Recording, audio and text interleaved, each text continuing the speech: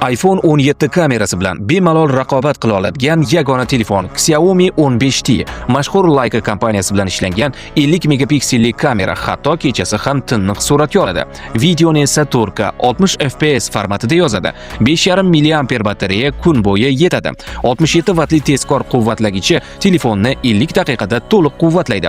Ekrani 6.83 dyumli AMOLED 120 Hz kino va o'yinlar rang-barang va silliq ko'rinadi.